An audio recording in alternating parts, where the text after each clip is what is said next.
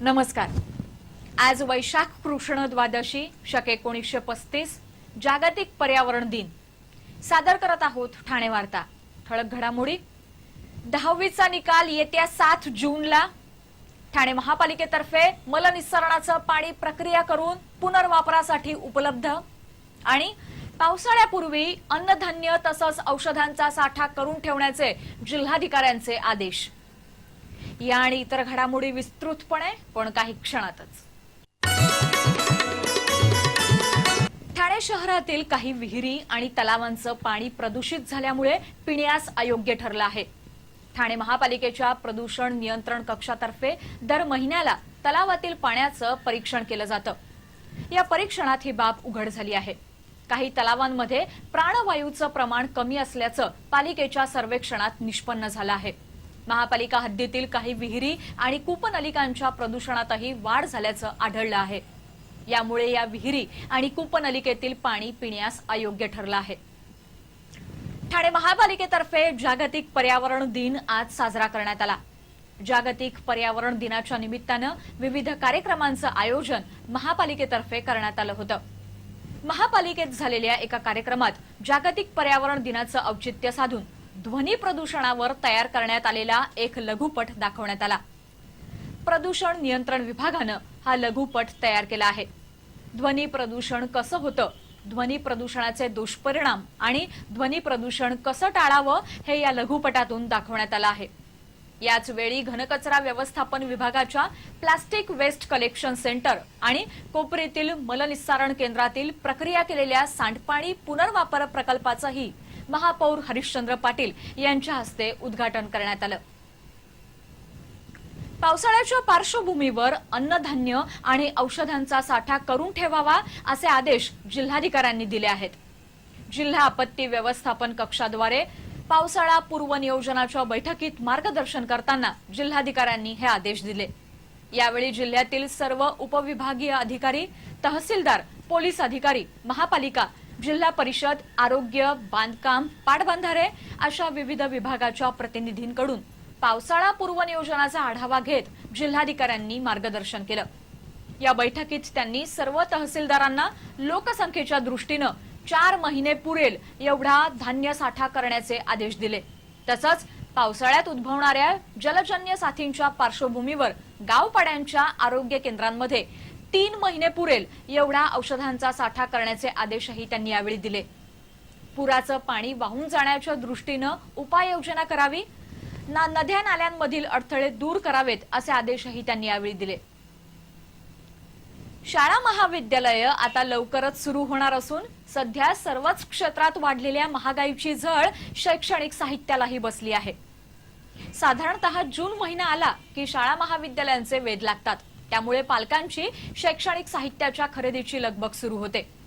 वाढत्या महागाईचा फटका शैक्षणिक साहित्यालाही बसला असून शालेय गणवेश, शालेय साहित्याच्या किमतीत साधारणतः 10% वाढ झाल्याचं सांगितलं जातं।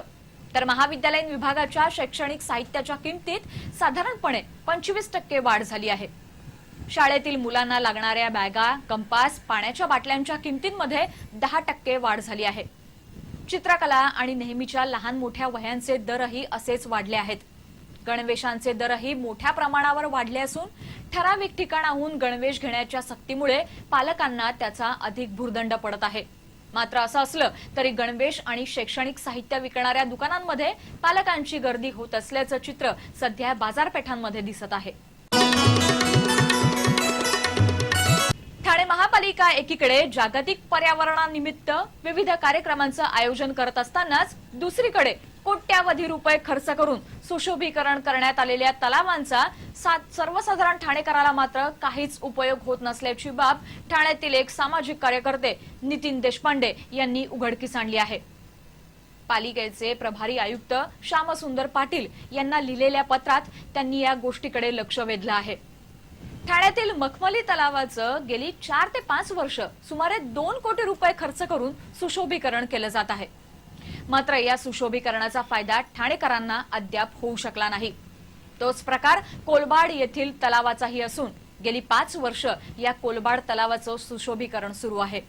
पण या तलावाच्या भोवती टपऱ्यांचा विळखा पडला असून तलावाच्या बाजूला राडारोडा आणि दुचाक्या उभ्या करून ठेवलेल्या दिसतात। अशा परिस्थितीतही कोट्यावधी रुपये खर्च करून सुशोभीकरण केल्या जाणाऱ्या या तलावांचा नक्की उपयोग काय? अशा परिस्थितीत जागतिक पर्यावरण दिन साजरा करण्यास आपण लायक आहोत का, असा प्रश्न नितीन देशपांडे यांनी या पत्रातून उपस्थित केला आहे।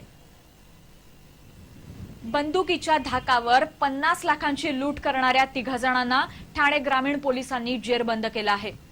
काल दुपारच्या सुमारास मनोर इथे बंदुकीचा धाक दाखवत दुचाकीवरून आलेल्या 3 50 लाखांची रोकड लुटली होती।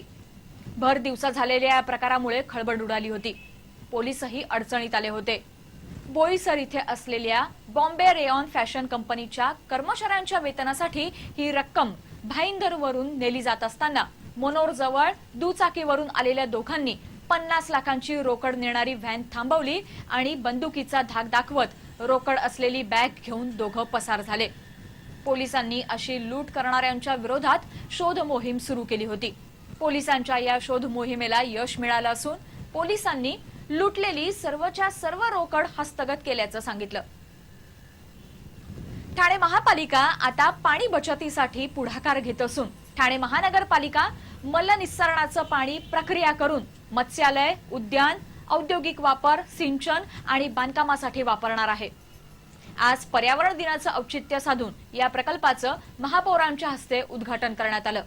यासाठी ठाणे महापालिकेनं 4 कोटी रुपये खर्च करून फिल्टर क्लीन सिस्टीम उभारली आहे। जवाहरलाल नेहरू नागरी पुनरुत्थान अभियानांतर्गत महापालिकेनं कोपरी इथे 10 लाख लिटर प्रतिदिन क्षमतेचं मल प्रक्रिया केंद्र उभारलं आहे। यामधून सद्यस्थितीत रोज 25 लाख लिटर मलजलावर या पाण्याची केंद्रीय प्रदूषण नियंत्रण मंडळाकडून तपासणी करण्यात आली असून हे पाणी अशा कामासाठी उपयोगात आणता येणार आहे।